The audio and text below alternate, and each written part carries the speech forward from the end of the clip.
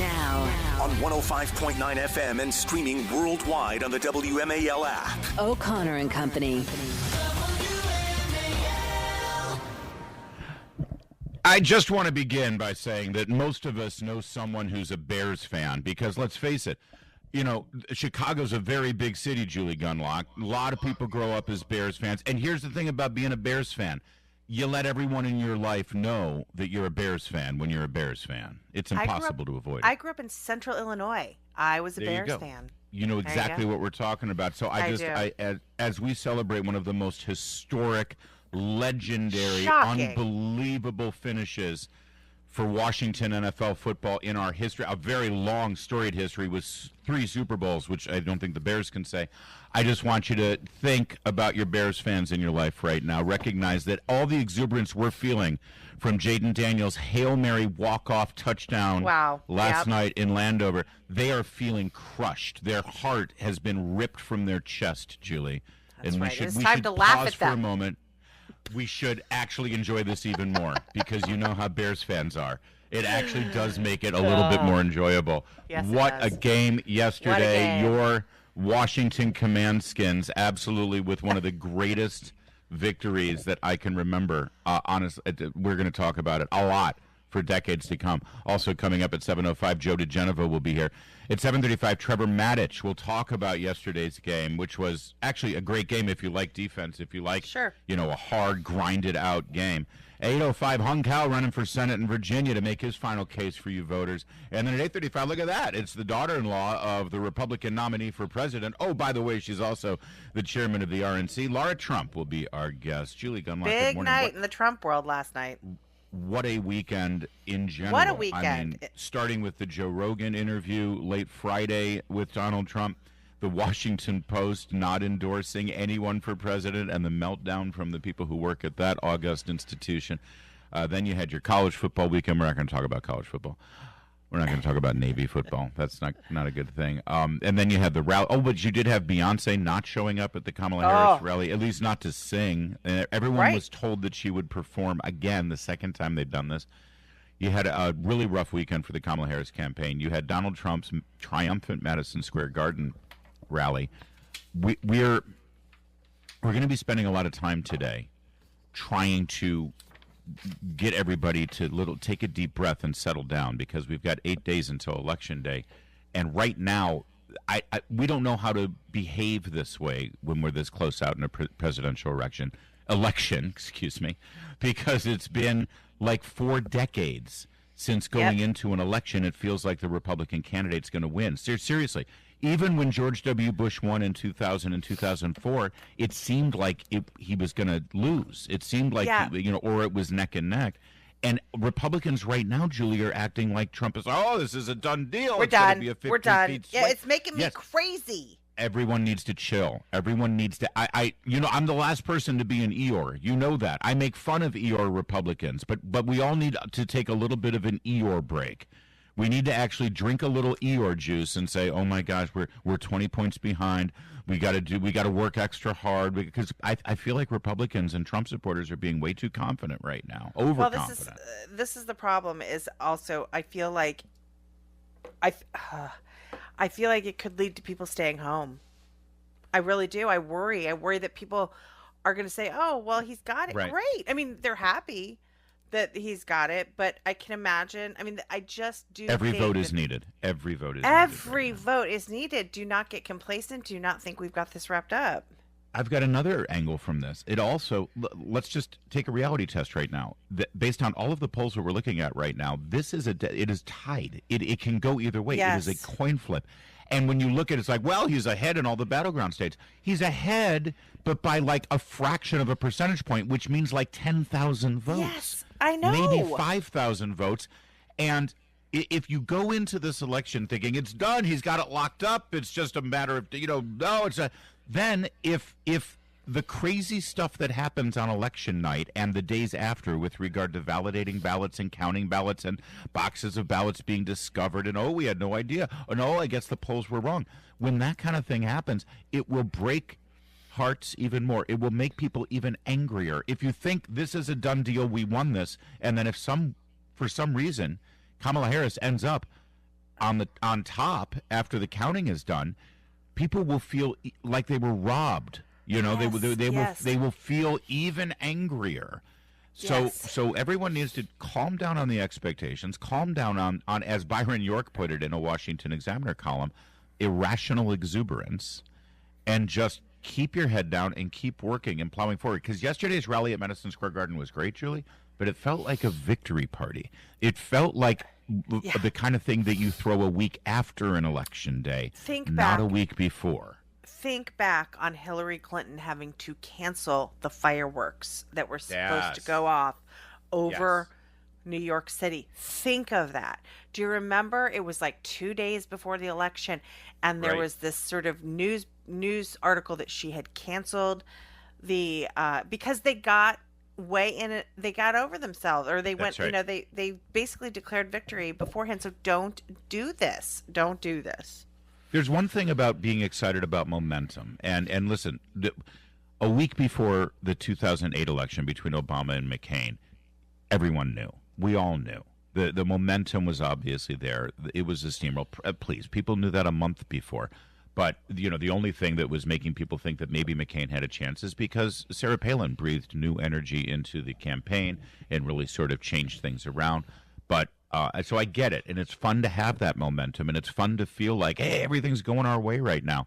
But guys, don't, please. And again, I just want to read a little bit from Byron York's article because it's really good. And Byron, as you know, is one of the smartest political analysts out there. He's seen it all. He says, you can feel it. Republican confidence in victory is growing. Many in the GOP, from elected officials to pundits on Twitter, believe former President Donald Trump is headed to victory, perhaps even a big victory on November 5th. For weeks, Vice President Kamala Harris's lead in national polls has been shrinking a little bit each day. Until now, the two are basically tied, which some experts believe will mean a Trump win. Two new national polls out Friday morning, one from the New York Times Siena and one from CNN. Both showed Trump and Harris exactly tied at 48 in one and 47 in the other. If you're a Trump supporter, it appears the national polls are lining up. The same with the swing state polls. Early voting looks better for Republicans than it ever has. Trump's running a smart race. Harris has failed to offer a compelling picture of what she would do were she elected president of the United States. So the Republican optimists are not making this up. But at the same time, the polls are really, really close. Why such a high level of confidence? The reason is that recent experience suggests the Democratic candidate has to win the popular vote by a certain margin, say 3 percentage points, in order to win the Electoral College. They can win by, say, 5 million votes in California, which juices up the national popular vote, but they'll take home the same 54 electoral votes than they would have captured if they had won the state by, say, 5,000 votes. Hillary Clinton won the popular vote by 2 percentage points in 2016 and lost the Electoral College, and he goes on and on. So Trump is not sitting on a victory right now. The best thing you can say about this race is that it is a dead heat, which means it can go either way, and that means it will go either way. And everyone needs to just take a chill pill. I don't mean to start any sort of conspiracies here, but so far we have in Southern California stacks of mail-in ballots were found in a storm drain. In Colorado, you had multiple mail-in ballots found discarded. In Washington State, ballots were found discarded. They found them by the Postal Service found them. So there are already, I'm not saying that this is enough to overturn an election or whatever, but we're already seeing the shenanigans here, and it's worrisome, but we really gotta calm down and everyone needs to just and chill out. We need to continue to be analytical about this and tell you what we see in the numbers and what we see in various concerning stories. Is look at Virginia, where an appeals court just said, no, we need all those non-citizens to stay on the voter rolls, right? That's going to be count. So we're going to give you all of that, and we're in a good mood. We want to stay in a good mood, but recognize they can throw a Hail Mary at the end of the game too, and we could be the Chicago Bears, and we don't be the Bears, okay? So we're going to get to that. Now, next, the Washington Post refuses to endorse anyone for president, and the meltdown over there is beautiful to behold. We'll get to that in a moment. 5:15 WMAL traffic and weather every 10 minutes. First on the 5. Yeah, coming up in a bit, we're going to talk about the Washington Post. But this is an example. Here's Tucker Carlson yesterday at the rally at Madison Square Gardens. And again, rallies are important. Positive energy is important. Enthusiasm is important. There's a difference between a rally and a victory lap, right? And here's Tucker yesterday. Is incredible. Donald Trump's going to win. He's going to win. I know that that's true. Why is Donald Trump going to win? The people he's about to defeat have no idea. And they're panicked. They have no idea why people like Donald Trump. And their first theory was, well, Donald Trump is evil, so half the country's evil also. And that's one of the reasons they spent the last 4 years trying to destroy the country, because they're mad at its voters for liking Donald Trump. How much easier would it have been just to pause for 20 minutes and ask yourself honestly in some silent place, why do people like Donald Trump? And if they had been honest enough to ask themselves that question, they would have come up with the two main reasons, and here's what they are. The first reason that people like Donald Trump is because he likes them. That's why. And it's real. Affection is something you can't fake. I don't care how many times Kamala Harris would tell me she loves me, I don't believe her. I saw her kiss her husband with a mask on. He's very good at that. But now listen, when the candidate gets out there and he acts confident and he talks about what he'll do as president, that's cool. That's what you expect from the candidate. He needs to exude that confidence. And Donald Trump at last night's Madison Square Garden rally certainly did just that. After all we have been through together, we stand on the verge of the 4 greatest years in the history of the USA. With your help from now until Election Day, we will restore America's promise. We will put America first, and we will take back the nation that we all love. We bleed the same blood. We share the same home, and we salute the same great American flag. We are one people, one family, and one glorious nation under God. We will never give in. We will never give up. We will never, ever back down. And we will never, ever, ever, ever surrender.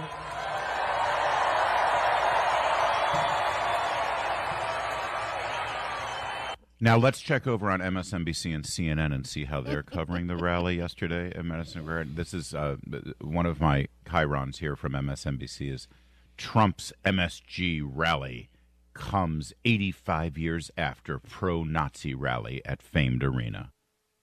Now, good God, that is factual and that is accurate. There was a pro-Nazi KKK rally there in 1939.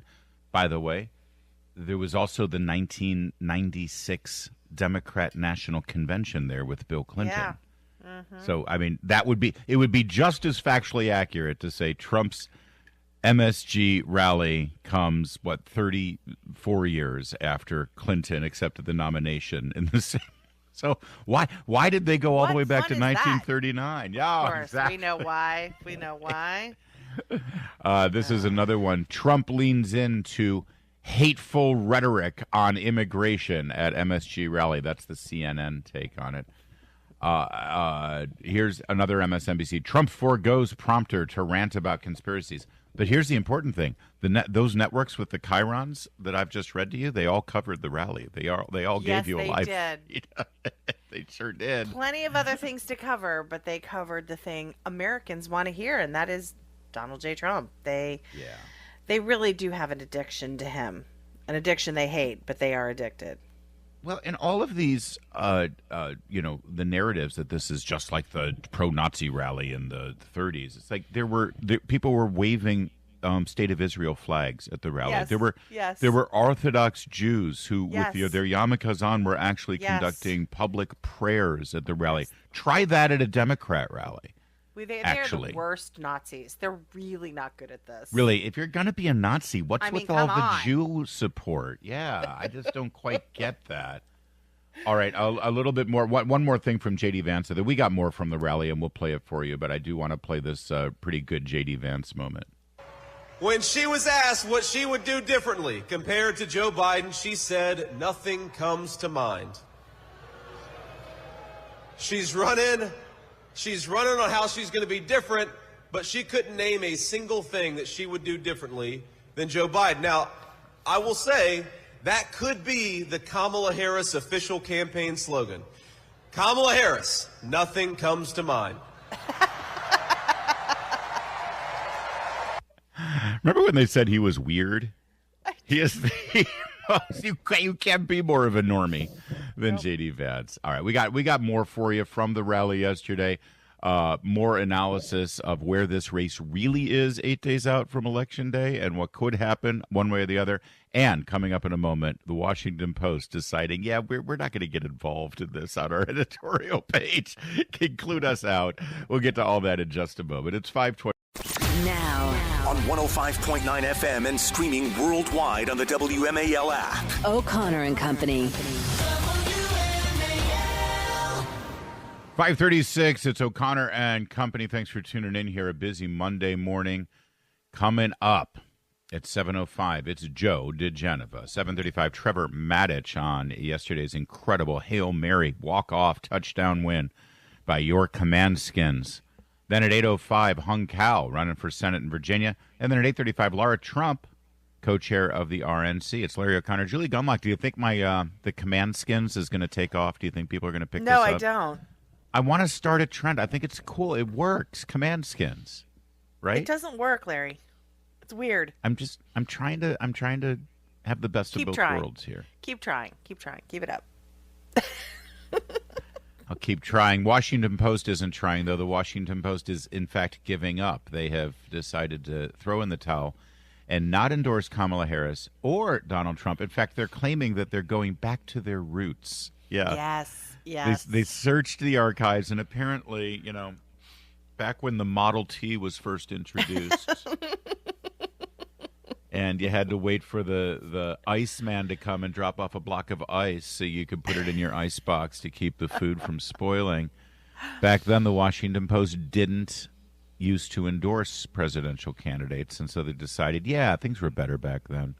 I mean, of course, they're going to say, "Oh, we want to go back to our roots." Not the fact that Kamala is just such an historically bad candidate. It has nothing to do with her, and it has nothing to do with Jeff Bezos, the owner of the Washington Post, having multi-million-dollar contracts with the federal government, and he might be saying, "Hey, so explain to me again why we're going to set up this hostile relationship." That could all be. I find it amazing. I'm amused by this whole thing. I laugh at it because the meltdown, the absolute brain explosions of the liberal journalists who feel so betrayed and angry and upset, and that this is an outrage. It's like, first of all, we all know where the Washington Post stands on this election, on every election. Exactly. They don't need to endorse anybody. This is the fact that this is such an important thing. Every single Washington Post journalist who took to social media and expressed their outrage over their newspaper not endorsing Kamala Harris tells you exactly what you need to know. They all think their job is to influence the election, not to actually report the news. So by coming out and expressing all that outrage, they're telling all of us that they think that their job and the job of their newspaper is to try to tell us how to vote. Absolutely right. Their job is to help Kamala. Oh, right. Not just Kamala, any Democrat, Vindman, you name it, whoever it is, that's their job. And this is such a betrayal. They feel like they have been betrayed because their voice has been shut down. It's just astonishing. It's very childish, and look, we see this over and over again in these in these newsrooms where they throw a fit. Same thing happened with the LA Times, Kamala's sort of home state paper. They didn't endorse her, and we saw the same kind of hyperventilating and distress from those reporters. Again, because they literally act as campaign staffers. So, by the way, they put out a William Lewis, who is the publisher and chief executive officer of the Post, put out an opinion piece explaining the political endorsements. We're returning to our roots of not endorsing. As our editorial board wrote in 1960, the Washington Post has not endorsed either candidate in the presidential campaign. That's in our tradition and accords with our action in 5 of the last 6 elections. The unusual circumstances of the 52 election led us to make an exception when we endorsed General Eisenhower, prior to the nominating conventions and reiterated our endorsement during the campaign. That's hilarious, actually, in retrospect. Yeah. That was their statement, but nobody believes that. The real... What's the one thing that we've been saying all morning, and what almost every political analyst says as they look at where the polls are right now and where the country is right now? At best, this election is a toss-up, a dead heat. Or if you really want to be exuberant and optimistic, you could argue that Donald Trump is actually leading the way right now, not just in the national numbers, but certainly in the state-by-state numbers, which tells you, by any definition, that the majority of Americans, albeit a slim majority, but the majority of Americans are supporting Donald Trump. The scandal here is not that the Washington Post has decided not to endorse anyone, or that the New York Times is endorsing Kamala Harris, but of course they have endorsed only Democrats for decades now. Right? Yeah. The scandal is that these newspapers with such influence, and the networks and the cable news channels and every other major avenue of opinion and influence, either academia or the late night talk shows or Saturday Night Live or wherever you look, anywhere in our country, the fact that they all lean so heavily in one direction when we are a 50-50 nation, and yet 50% of us never see our opinion reflected in any real or serious way on any of those avenues that I just described. You turn to CNN and you got 1 versus 6 on the panel. You turn to George Stephanopoulos every Sunday and you maybe will see Reince Priebus. Maybe Reince Priebus they let into the room. Yeah, Scott Jennings. Thank God for him. But he's the only one, Right. The other Republicans they have on are Jonah Goldberg and Alyssa Farrar. And Anna Cabrera. Frothing at the mouth, never Trumpers. And then Scott Jennings, thank God. But you're right. And this is why we need to stop saying things like mainstream media. They are not the mainstream. They are far from it. They are left-wing media. So the New York Times published a full-page lead to their New York Times endorsement of Kamala Harris. They actually printed the opening sentence as a giant full page above and below the fold statement. We'll tell you what it had to say in a moment. And by the way, the other thing that these papers should be concerned about, as I just laid out how, they've been completely in the tank for one party for decades now, and none of the rest of us have our voice ever reflected.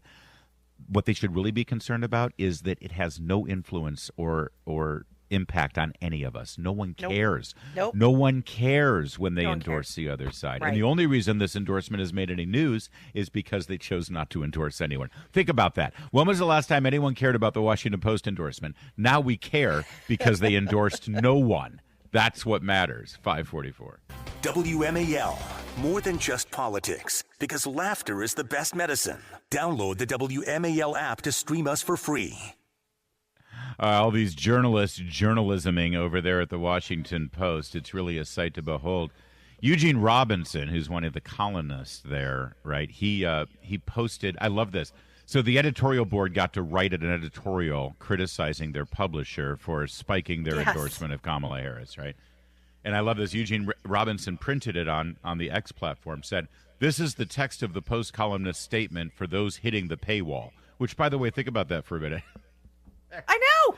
That helps pay his bills. They put it behind the paywall. He's putting it out there for free for everybody to see. God. This is a newspaper. By the way, they lost $77 million last year. Jeff Bezos is keeping them afloat, and they're outraged because we're fine losing $77 million, but don't you dare not let us put out a endorsement for Kamala Harris, which we know everybody already knows we endorse her. It's never self-reflection, and we're losing all this money. We're a dying industry. Let's figure this out. What are we doing wrong? No. It's I'm going to post what's behind the paywall. Yes. God, these people are idiots. Then they gave their little, he posted their little temper tantrum that they put out. This is a terrible thing that they're doing. It's awful. I once again point out, the Washington Post is the newspaper in the nation's capital, the most influential one here, although the Washington Times is a much better newspaper. Yes. This country is 50-50 politically.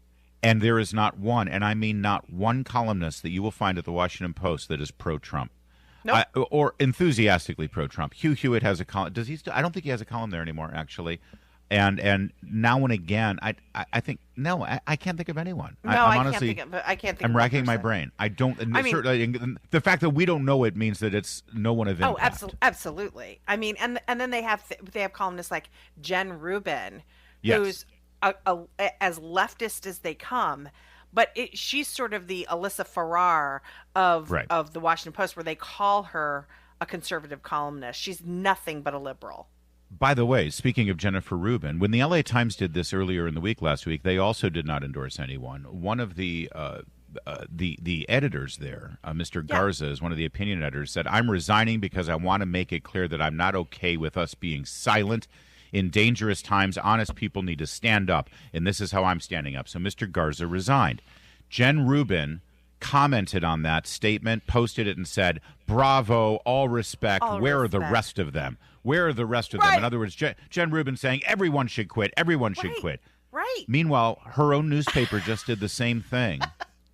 And Jen, it's like radio silence over there. We are still waiting for her resignation. She is not resigning. You are going to be waiting a long time. Meanwhile, over at the Sunday edition of the New York Times, full page, top and above and below the fold. All caps. The first sentence of the New York Times endorsement of Kamala Harris begins, "Donald Trump says he will prosecute his enemies, order mass deportations, use soldiers against citizens, abandon allies, play politics with disasters. Believe him." All right, so a couple of things. In their endorsement of Kamala Harris, in that first sentence that I just read to you, they lie at least 3 times, if not more. Number 2, you're Kamala Harris and you're excited about the big endorsement, and the first sentence has nothing to do with you. It's all about Trump. In other words, we don't care who they nominate. We had this written. We had this written last year. Whoever ends up being the nominee, okay, great, good for them. But honestly, this is really just about stopping Donald Trump. I don't remember who it was, but someone in an interview with her, might have been a late night host, said I would vote for a doorknob over Trump, and this is essentially what the New York Times is doing. I would vote for my small yippy dog rather than Kamala Harris.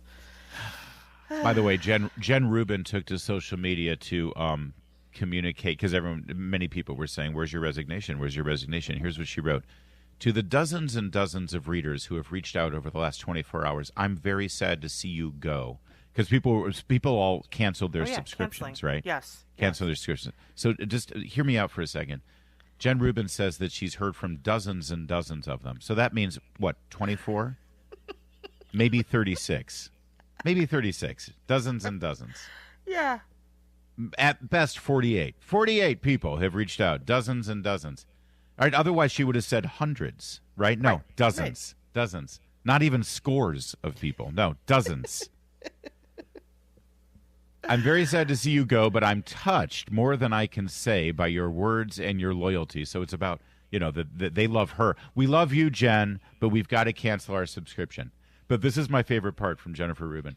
"If I did not respond personally, it's because the volume has gotten out of hand. But I've read each and every one." Think of that through for a minute. We're talking dozens and dozens. And she doesn't have time to write back a quick email saying, "Listen, thanks for reaching out. Sorry to see you go. Appreciate your loyalty." Weird. What the hell else is she doing? She's got a really busy schedule, Jennifer Rubin does. She's written the same column for the last 10 years and just changed some of the names in it. It's so great to see. The Washington Post is on self-destruct mode, and it's glorious. If Donald Trump has brought anything to the American political conversation, it's that we should all hold these institutions in contempt because we expect better. It's not because we hate journalism, and it's not because we hate the First Amendment or the free press. It's because we demand better. Yes. And they refuse to deliver it. It's 5:53.